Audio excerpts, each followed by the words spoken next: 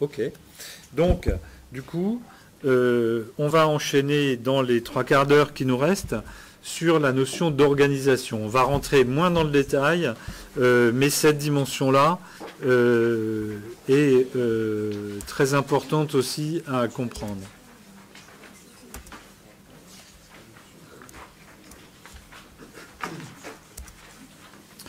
Donc,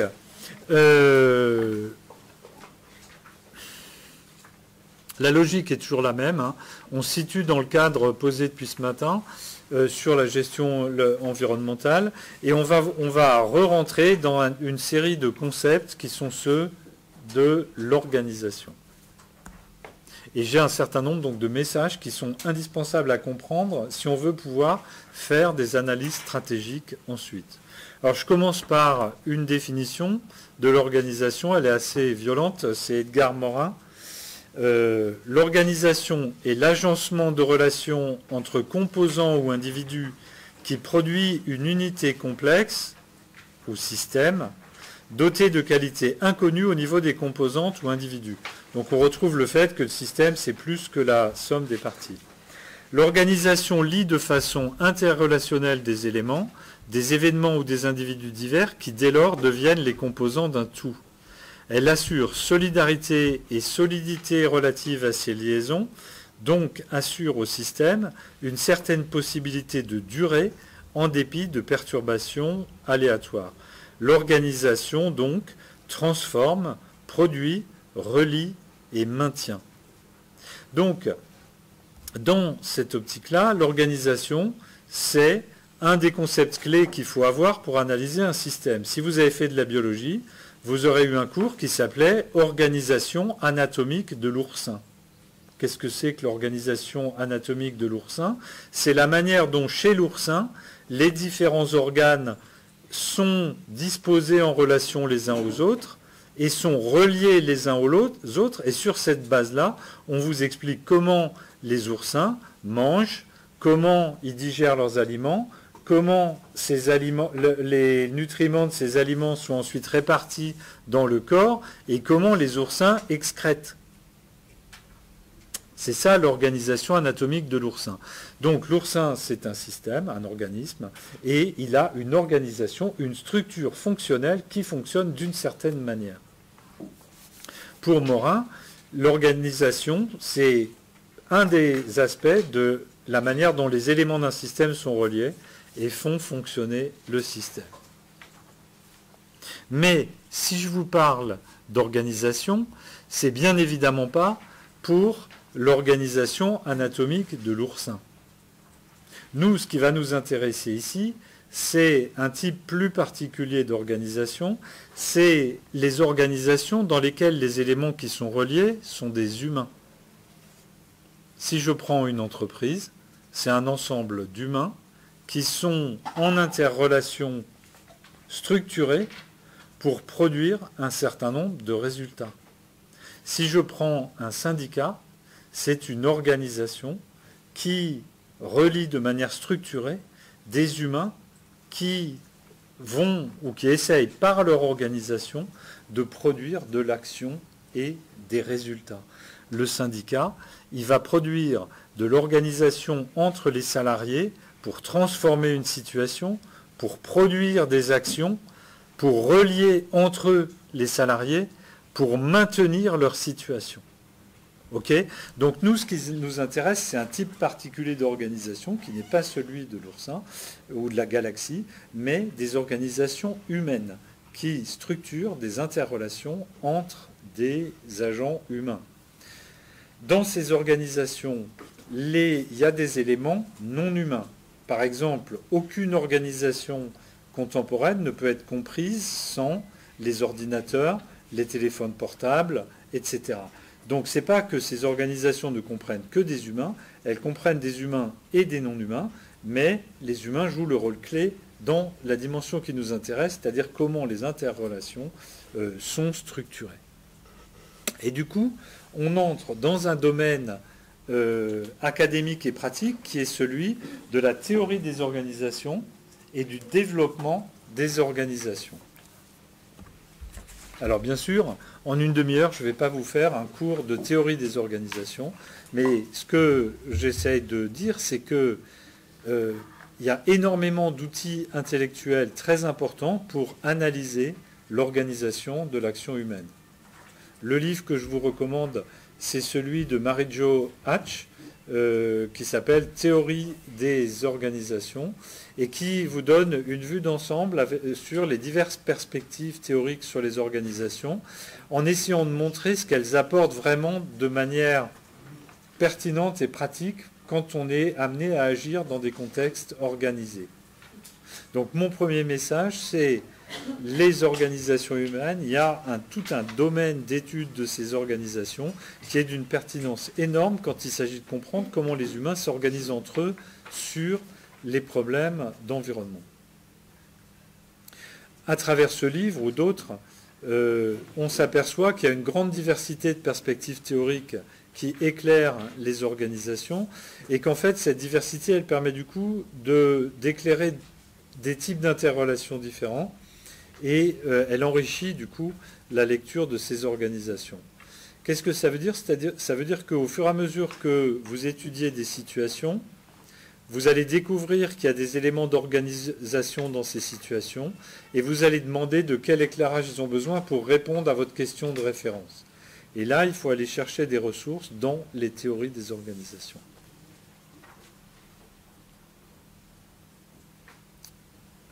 Si j'essaye d'agir sur tel acteur d'environnement, je me rends bien, ou tel acteur concerné par un problème d'environnement, je me rends bien compte qu'il va commencer à faire appel à d'autres acteurs. À ce moment-là, comment je peux essayer de comprendre comment ils sont organisés, comment ça se goupille, etc. C'est pour ça qu'on a intérêt à se construire une culture des organisations et des méthodes d'approche des organisations. Est-ce que peut-être qu'on peut avoir un premier élément de discussion et après, j'ai à vous faire passer quelques notions clés sur les organisations.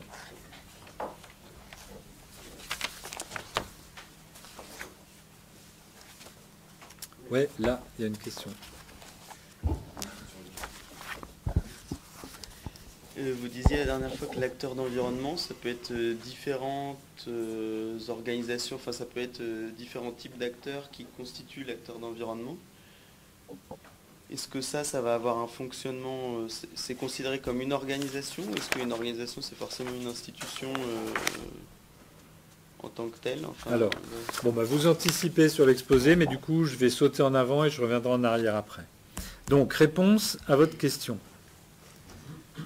En général, quand on parle d'organisation, on a en tête une institution avec un chef, des locaux, des statuts. Ça peut être une entreprise, ça peut être le Sénat, ça peut être la CGT, ça peut être le Parti communiste, ça peut être l'Organisation des Nations Unies. Tout ça, c'est des organisations. Ça peut être l'épicerie de l'autre côté de la rue. C'est une organisation, il y a un responsable, il y a 2 salariés. Donc voilà ce qu'on a en tête d'habitude quand on parle d'organisation. On est très gêné pour l'environnement parce que dans les situations dont on parle nous, on est sans arrêt dans la transversalité par rapport à ça. C'est-à-dire qu'on est entouré d'humains qui ont plein d'interrelations entre eux mais qui n'appartiennent pas à la même organisation. Donc le concept clé qu'ont apporté Crozier et Friedberg et qui est une des briques fondatrices de l'analyse stratégique de la gestion environnementale, c'est de dire en fait qu'il faut dépasser cette dichotomie entre soit c'est une organisation avec un chef, des murs et des statuts, soit c'est pas une organisation.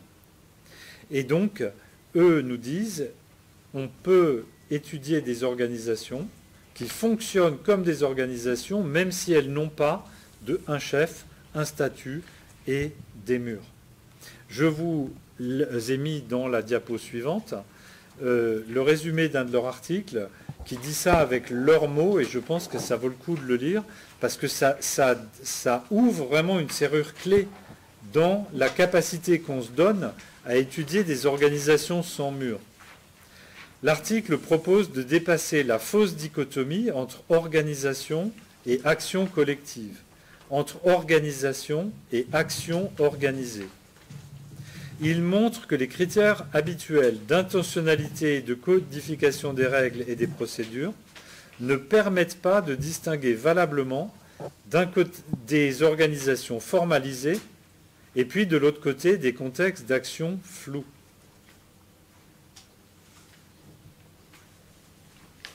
Donc, je redis les choses autrement. On a l'habitude de dire, soit c'est une organisation parce que ça a des statuts, un périmètre, on sait qui en est membre et pas, ça a des règles, etc. Soit c'est pas une organisation. Ils disent que ce n'est pas le cas. Même il y a plein de situations dans lesquelles l'action organisée fonctionne de manière organique sur la base des interactions entre les agents, même si ça n'est pas acté dans des statuts, même s'il n'y a pas une gouvernance formalisée, ça peut très bien fonctionner comme une organisation. Et puis, à l'inverse, même quand c'est affiché avec des statuts, un chef, des locaux, etc., quand on lit la littérature en gestion, on s'aperçoit que les frontières de l'organisation sont beaucoup plus floues en réalité. Prenez EDF et sa filière nucléaire. Est-ce que les sous-traitants qui font l'entretien des centrales nucléaires font partie ou pas de l'organisation? Si on ne prend en compte que un chef, un statut, etc., non, c'est des extérieurs. Si on prend en compte le fonctionnement réel de la centrale, du travail, etc., ils font partie de l'organisation du fonctionnement de la filière nucléaire.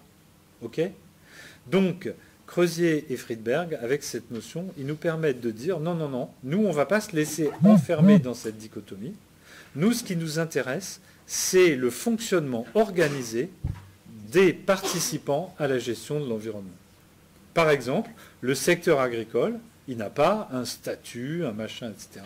Mais il fonctionne de manière organisée avec des intentions, des stratégies, et on s'autorise à l'analyser comme une organisation. Et donc on peut mettre en œuvre une lecture organisationnelle de ces relations entre les agents. De même qu'on s'est autorisé à mettre en œuvre une lecture systémique de ces relations entre les agents.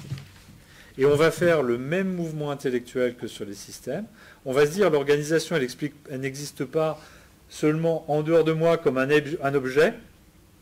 Je peux faire une lecture organisationnelle d'une situation parce qu'il y a des interactions, des intentionnalités, des relations continues entre les acteurs, etc.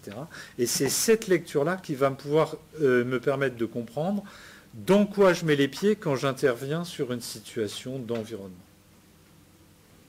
Est-ce que ça répond à votre question? Voilà. Donc, et puis la question permet d'introduire ces notions clés que je voulais vous faire passer. Ouais. Je ne sais pas si c'est un rapport ou non, mais est-ce que ce mode de fonctionnement, l'action organisée sans statut, ça ressemble un petit peu à ce qu'avait mis Strauss sur les Indiens, et le fait qu'ils n'ont pas forcément de chef, que le chef est là, mais que ce n'était pas une organisation sans État en fait. C'était oui, le point. Tout à fait. Mais ça ressemble à ça en fait. Oui, tout à fait. C'est-à-dire que, en fait, nous, on a pris des habitudes intellectuelles sur ce qu'on considère ou pas comme une organisation, et qui font qu'on a pris l'habitude de dire une organisation, c'est des statuts, des dirigeants identifiables. Le mot actuel, c'est une gouvernance, c'est-à-dire un système de dirigeance identifiable, etc. Mais en fait, il faut changer de perspective et dire une organisation.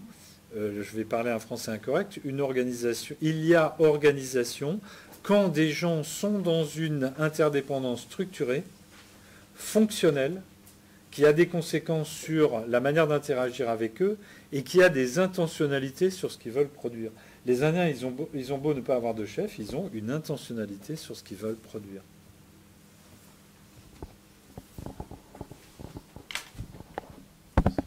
D'autres réactions, remarques sur ce point précis? Ok.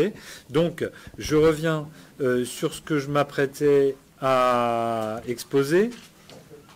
Un des points clés qui va aider aussi à faire sauter ce verrou, c'est l'idée que organisation est un mot à double signification qui signifie à la fois le fait d'organiser et le résultat de cette action d'organiser.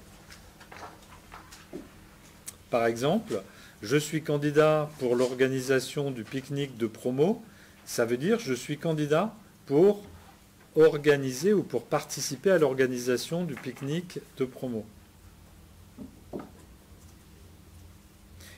Après le pique-nique de promo, vous pouvez demander comment s'était organisé votre pique-nique de promo. Et vous pourrez dire, on s'est réparti les rôles, il y en a 3 à qui on a demandé d'amener des entrées, 3 à qui on a demandé d'amener des plats de résistance, 3 à qui on a demandé d'envoyer des desserts. Et donc ça décrit effectivement la structure organisationnelle sur laquelle a débouché votre travail de structuration, c'est-à-dire d'organisation. Donc l'organisation, on peut dire la même chose pour le mot agencement. L'agencement, c'est le fait d'agencer, mais c'est aussi le résultat de cette activité d'agencement. OK ? Donc ça aussi, ça permet de faire sauter le verrou.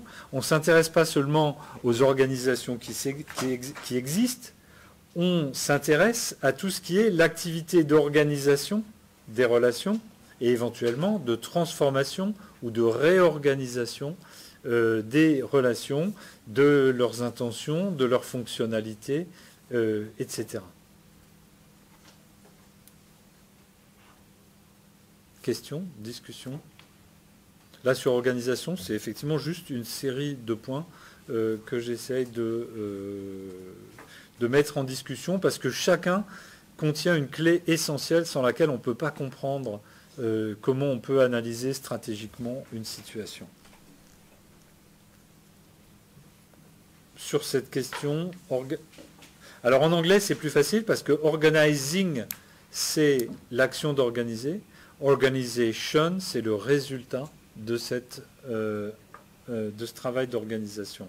Bien sûr, dans la réalité, on est sans arrêt en train de remanier les organisations et donc il faut apprendre intellectuellement à réfléchir en même sens sur la manière dont les choses sont aujourd'hui organisées, mais aussi sur le travail permanent d'organisation et de réorganisation qui fait que les situations peuvent évoluer. Pour l'environnement, c'est évidemment super pertinent, puisque c'est important de comprendre comment les choses sont structurées, mais aussi de comprendre comment elles sont en train de se structurer, ou bien comment on peut agir pour les structurer, c'est-à-dire dans un travail d'organizing. Questions, interventions?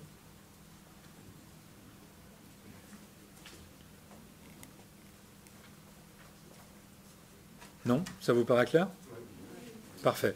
Donc vous voyez que c'est très proche du verrou qu'on a fait sauter avec organisation et action collective organisée.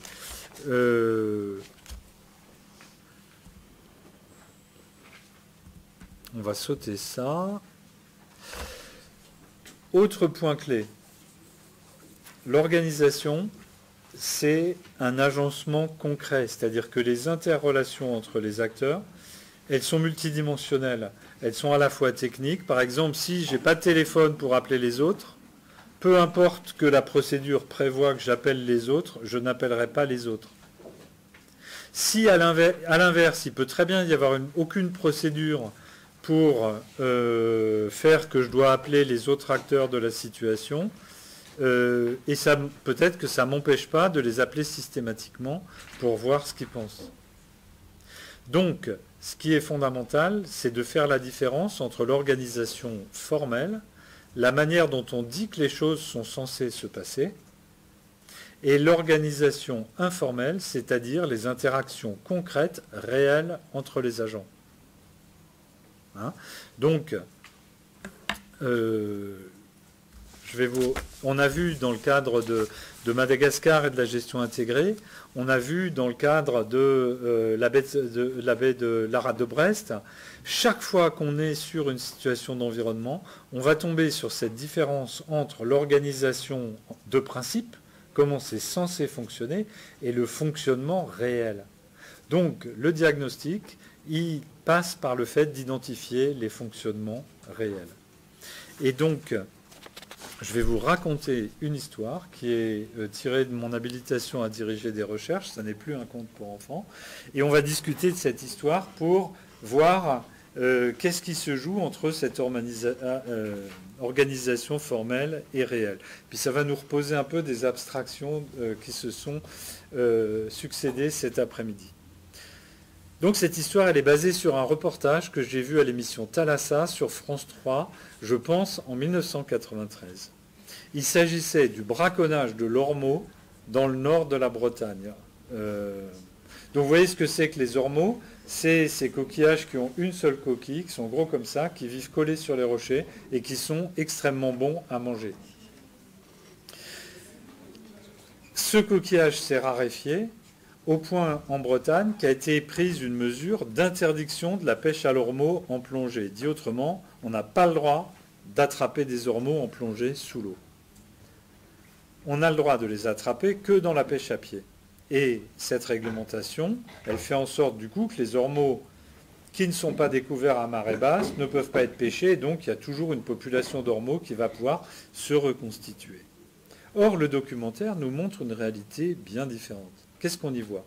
On y voit des jeunes hommes bien musclés et sportifs qui ont des zodiacs rapides, qui observent les va-et-vient des gendarmes, et puis qui, quand les gendarmes ont le dos tourné, foncent à toute vitesse avec leur zodiac, plongent, remplissent des sacs à patates d'ormeaux, les remettent dans leur zodiac, s'enfuient, éventuellement avec une course-poursuite avec les gendarmes, rentrent chez eux, et ensuite on les voit aller vendre ces ormeaux à des restaurateurs ou à des poissonniers.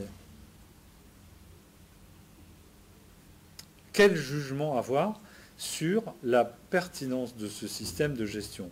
Est-ce qu'on peut en conclure que la réglementation de la pêche à l'ormeau et l'activité des gendarmes est inefficiente? C'est-à-dire qu'en fait, eh ben non, il n'y a pas de régulation de la pêche à l'ormeau. Qu'est-ce que vous en pensez? Quel est votre diagnostic ou votre appréciation de cette organisation? Enfin, on a bien vu, fonctionnement formel, on n'a pas le droit de les pêcher en plongée. Fonctionnement réel, ils sont pêchés en plongée dans le cadre d'une course-poursuite avec les gendarmes. Alors, est-ce que la réglementation est efficace ou pas sur l'ormeau? Déjà, il faut voir le bilan total des ormeaux, qui reste ou pas. Eh ben, dans ce que je vous ai donné, vous avez suffisamment d'éléments pour vous en faire une idée. Oui. Donc, je reprends ce que vous avez dit. S'ils sont capables de remplir un sac à patates, c'est qu'au moment où ils le font, il y a beaucoup d'ormeaux à l'endroit où ils sont. À l'inverse, s'il ne reste que quelques ormeaux, qu'est-ce qui va se passer? Ils ne pourront plus faire cette pratique. Absolument. Donc, qu'est-ce que vous en tirez comme conclusion? Est-ce que c'est un système de gestion qui marche en termes d'outcome écologique ou pas? Oui. Oui. Est-ce qu'il y a d'autres avis autour de la table? Prenez le micro pour le dire, si vous avez un autre avis.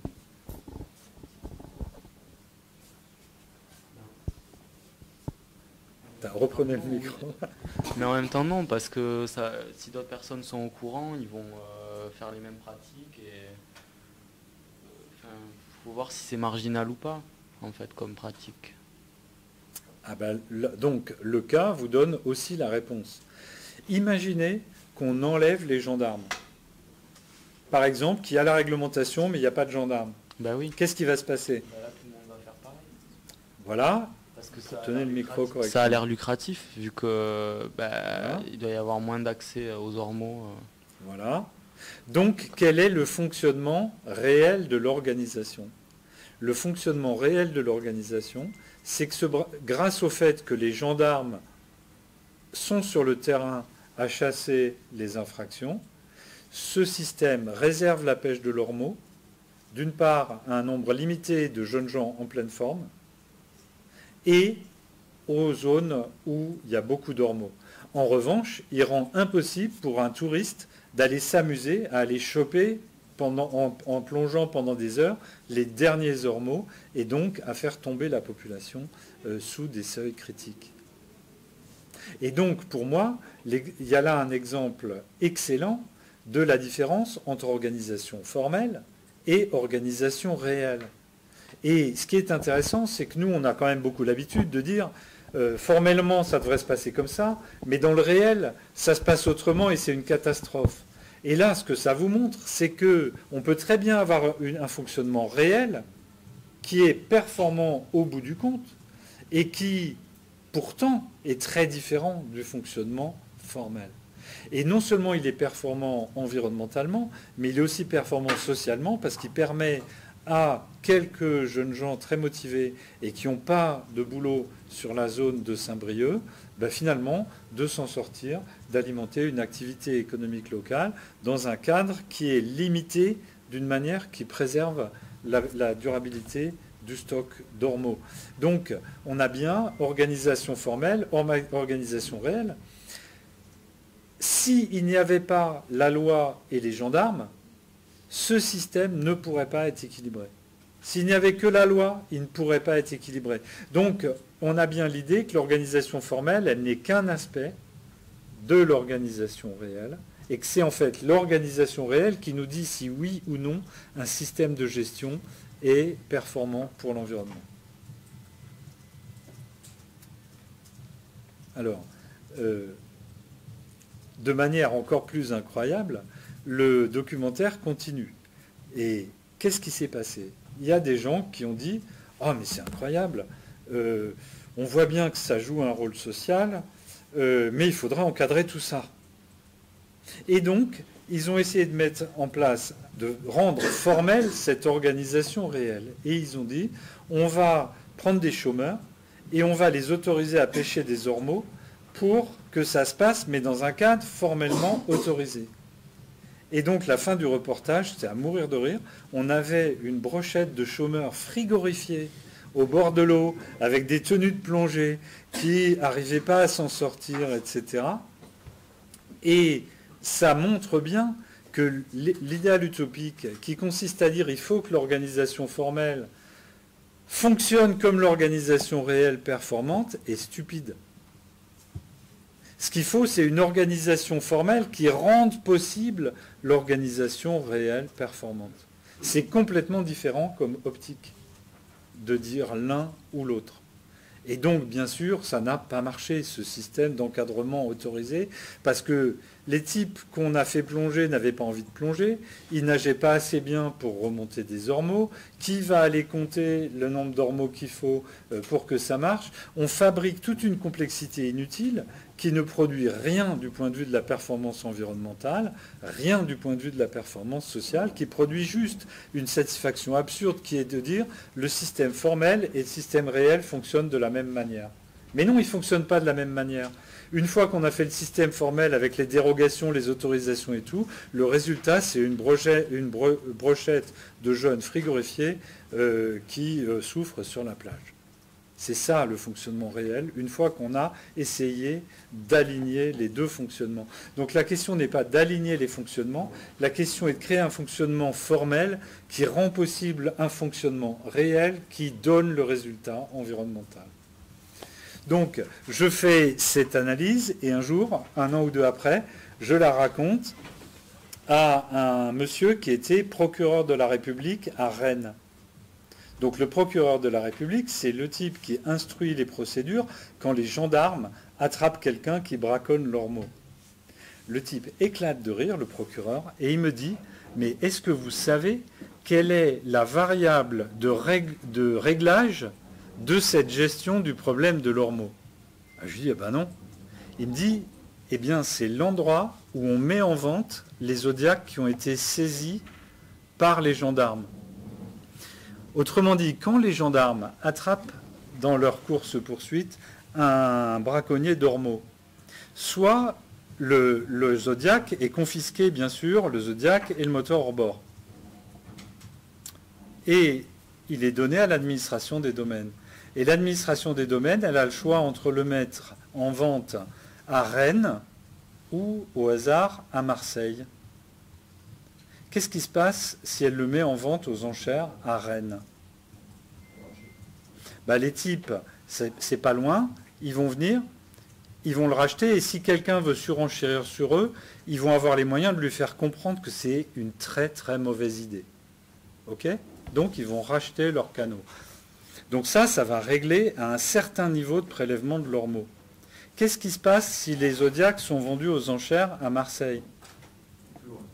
Ça va être plus compliqué pour y aller, et ça va être plus délicat d'expliquer aux enchérisseurs marseillais qu'ils vont avoir des problèmes s'ils surenchérissent. Et donc du coup, si vous voulez, l'équilibre économique de cette activité va changer. Et donc vous allez pouvoir, de manière complètement invisible, dans la mise en œuvre des textes par une variable de réglage cachée, régler le niveau exact de contrôle que vous voulez sur le niveau de braconnage à l'ormeau.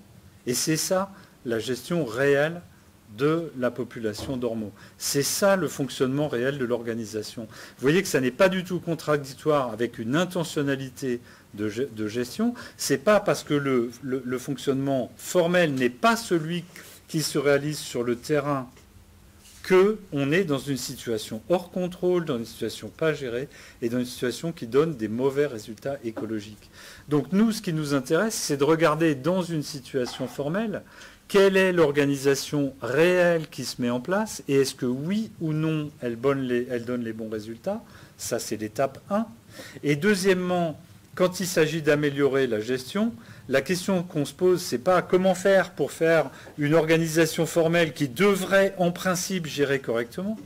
C'est de dire quels sont les taquets qu'on peut faire bouger, qui vont faire bouger le fonctionnement réel de l'organisation pour produire les outcomes environnementaux réels qu'on veut.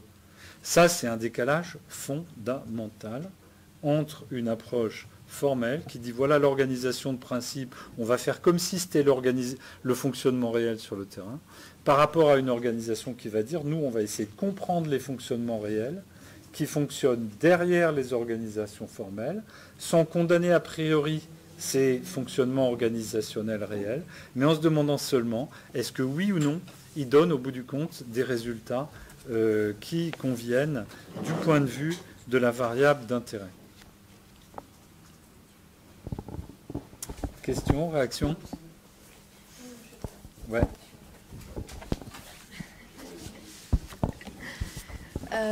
Du coup, on accepte la mise en place de mafia, quoi, de business parallèle, quand même, l'air de rien. Toute la question, c'est jusqu'à quel point. Non. Toute la question, c'est jusqu'à quel point. Je prends un autre exemple, la régulation du cannabis. Bon, aucun de vous n'en a jamais fumé puisque c'est interdit. Ça, c'est le fonctionnement formel.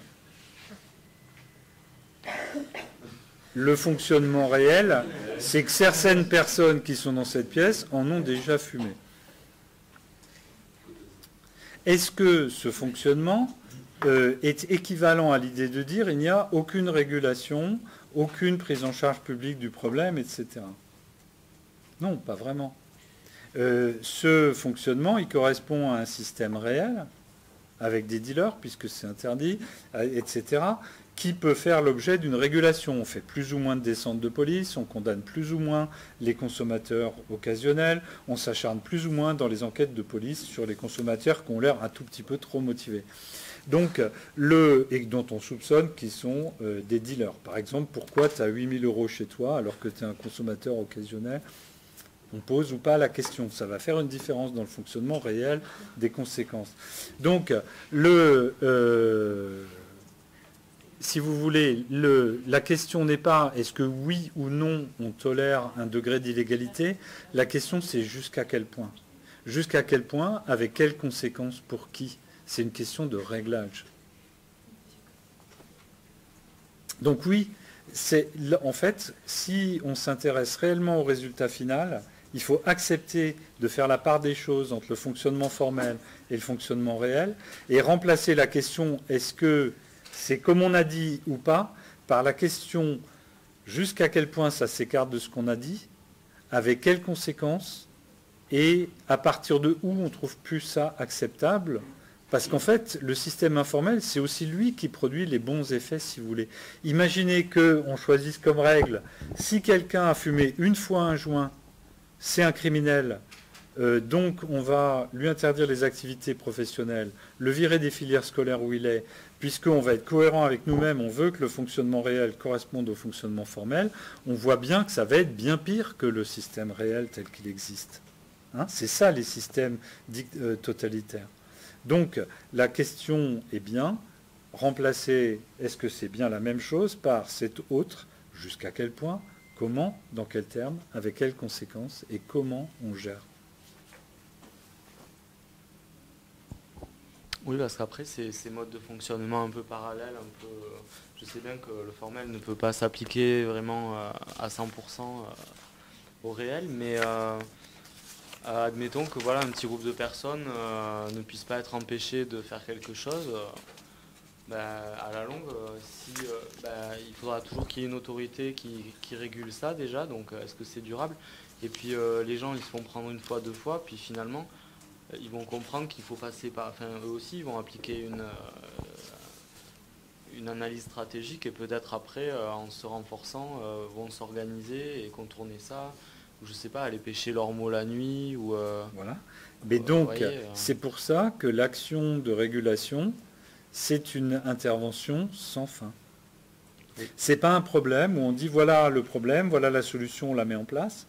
On met en place une solution formelle. Elle induit un fonctionnement réel, et ce fonctionnement réel va déraper sans arrêt, et on va sans arrêt être amené à réintervenir. Pourquoi il y a besoin d'une gouvernance dans une entreprise ou dans une école? Il suffit de dire on va faire comme ça, tout le monde respecte les règles du jeu, il n'y a aucun dérapage, il n'y a pas besoin d'avoir de conseillers principaux d'éducation, de flics, de machin, etc. Il y a besoin de gestion, de responsables de services, etc. Parce que les systèmes organisés sont dans une contre-réaction stratégique permanente de certains acteurs qui va obliger à un réajustement permanent. Ok ? Donc c'est bien ça la stratégie, c'est dire comment fonctionne l'organisation réelle, comment sans arrêt elle essaye de déborder, comment on agit pour que ce dérapage soit un dérapage contrôlé, c'est-à-dire qui permette d'arriver au meilleur outcome qu'on peut obtenir. C'est moins satisfaisant pour l'esprit que de dire ok, problème réglé, on passe à autre chose. Non, on ne peut jamais passer à autre chose. Vous pouvez très bien embaucher la personne parfaite, et puis en fait, s'il n'y a pas les systèmes adéquats de gestion, cette personne parfaite, elle va se dire, ah ben tiens, je pourrais aussi faire ça, puis machin. Puis il y a une entropie des systèmes qui fait qu'il y a besoin de réintervenir tout le temps. Et puis oui, mais après ça peut être aussi comme de façon inattendue, comme par exemple avec l'ours des Pyrénées, là récemment, je sais pas qui c'est, peut-être des éleveurs qui se sont encagoulés, qui ont fait une vidéo avec des fusils en menaçant de tuer... le dernier ours, clair. On se dit waouh, ils se sont organisés par derrière parce que depuis plusieurs années on n'en entendait plus trop parler et d'un coup là... Voilà, mais ça c'est la réalité de n'importe quelle situation de gestion, qu'elle soit politique ou d'entreprise, c'est que vous êtes devant un fonctionnement organisationnel réel qui est sans arrêt en dérive et qui peut déraper de manière surprenante. Donc oui, c'est la réalité qui est comme ça. Et donc, le point important, c'est que si vous avez une vraie compréhension de comment ça marche, quand la surprise va arriver, vous ne serez pas complètement largué en disant c'est incroyable, etc. Vous allez dire ok, ça je ne l'avais pas prévu, mais au moins je connais déjà un certain nombre des intervenants, des forces de rappel, de ce qui se passe, et on va voir ce qu'on peut faire. Mais oui, c'est bien, on revient là au mécanisme de Rube Goldberg. Le petit bateau, il a toutes les chances de ne pas aller vraiment où vous voulez aller, et puis il peut se passer plein de trucs différents. Oui, mais c'est un peu effrayant parce que du coup, on se dit d'ajustement en ajustement, si les enjeux sont vraiment importants, ça peut arriver à des menaces, comme par exemple dans les forêts. On sait peut-être que ça n'a pas été bien fait à la base, si ça aboutit à ce genre de résultats. Mais s'il y a des gens menacés ou des gens qui se retrouvent menacés par des braconniers de la forêt qui se sentent gênés par leur action, ou après je sais pas, je trouve que c'est un peu radical de faire cette comparaison, mais on peut aussi imaginer par exemple que les politiques occidentales ont même passivement ou involontairement induit le terrorisme dans le Moyen-Orient. Et alors bon, c'est très extrême comme exemple, mais... Non, c'est pas extrême, c'est bienvenu dans le monde réel. Voilà. Et le point qui est important, ça donne le vertige, c'est que ça donne le vertige. Pourquoi ? Ça donne le vertige de manière justifiée, et c'est bien ce vertige-là qu'il faut d'abord ressentir, et ensuite il faut apprendre à vivre avec. Pourquoi ? Tout simplement parce que, là encore, il y a un effet générationnel. Vous arrivez, et vous prenez pour acquis tout ce qui existe déjà. Vous dites tout ce qui existe déjà, c'est acquis. Donc maintenant, on voit tous les défauts qu'il y a dans ce qui existe déjà, et il va falloir remédier à ces défauts. Ce que vous ne voyez pas, c'est que chaque chose qui existe déjà est le fruit d'une lutte et d'un réajustement permanent. Et que si on arrête cette lutte et ce réajustement, elle ne va pas rester comme elle est, elle va disparaître. Et que oui, c'est tout à fait possible. Et qu'il est tout à fait possible que des choses qui marchent bien maintenant ne marchent plus du tout après.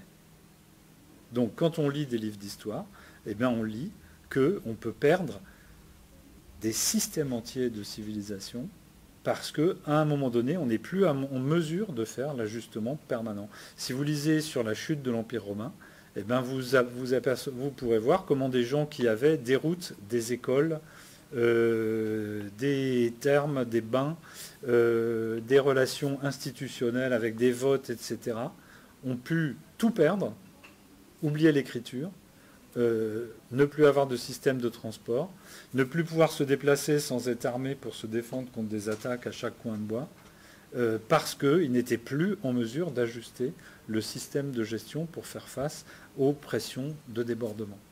Donc oui, c'est vertigineux. Ce qui est terrible, c'est que quand on en a conscience, on prend moins le risque de faire les conneries qui vont nous faire déraper. Donc en fait, le point clé, c'est que le confort intellectuel augmente le risque. Le fait de croire que tout ce qu'on a est acquis augmente le risque. Le fait de s'apercevoir, au contraire, que c'est le résultat d'une lutte permanente et que ça peut basculer si on fait des mauvais choix, c'est anxiogène, mais du coup, ça fait réfléchir à deux fois avant de prendre les choses à la légère.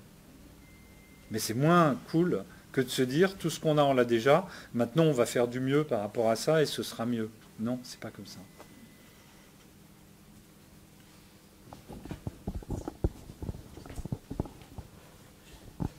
Les ajustements par l'auto-organisation pour les ormeaux, c'est vraiment extraordinaire, parce que les poissonniers en Bretagne, ils passent le message, il faut faire les commandes d'ormeaux, parce que la semaine prochaine, par exemple, il y a des plongées, il y a des quotas de plongée.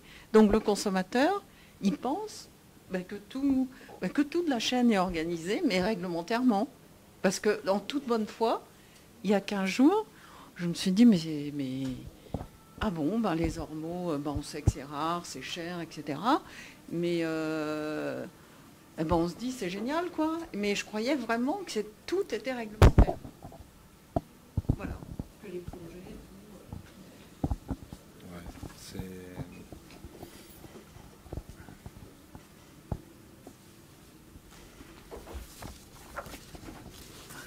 J'ai encore...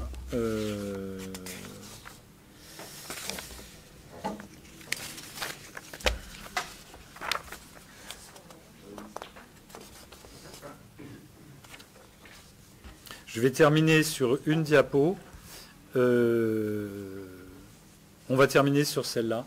Et donc, en fait, ça dit quelque chose sur le vertige dont vous avez parlé. C'est-à-dire que l'analyse pertinente, elle est à mi-chemin entre deux extrêmes. Un des deux extrêmes, c'est le fait de ne pas vouloir voir l'organisation quand ça n'est pas l'organisation formelle. L'autre extrême, c'est de croire que tout est organisé au sens que tout serait piloté par une autorité occulte de gens qui font ce qu'ils veulent et qui tirent les ficelles comme ils veulent. C'est la théorie du complot. Et donc, dans le débat intellectuel français actuel, c'est difficile d'avoir une posture juste, parce que la posture juste, c'est que les choses sont organisées jusqu'à un certain point. Si vous voulez, le secteur agricole, ce n'est pas une mafia qui a un pouvoir total et qui fait absolument ce qu'elle veut. Mais si on le considérait à l'inverse comme non organisé et le résultat simplement des choix de chaque agriculteur, on se tromperait aussi complètement. Donc on est là pour étudier des fonctionnements réels qui sont organisés jusqu'à un certain point, qui ont un degré de structure, d'intentionnalité, etc. Il faut bien l'accepter, mais on ne préjuge pas que c'est ou bien totalement organisé, ou bien n'importe quoi, et il n'y a pas d'organisation. On se donne la discipline intellectuelle à chaque fois de se demander comment là ça fonctionne réellement, sans projeter un organisateur total derrière, sans se dire s'il n'y a pas une organisation formelle, c'est pas organisé. Non, on se donne le droit d'observer comment les choses fonctionnent. Et c'est grâce au fait de refuser d'être attiré par l'un ou l'autre de ces deux taquets extrêmes qu'on se donne une marge de manœuvre, une liberté pour étudier comment les choses fonctionnent vraiment et donc comment elles produisent ou pas les résultats environnementaux qu'on a. Et c'est aussi comme ça qu'on ne rentre pas dans des chimères qui sont de concevoir des organisations formelles sans se demander comment elles vont vraiment fonctionner dans la réalité. Et ce qu'on a vu ce matin était le défaut principal des approches à la Epaminondas sur les questions d'environnement.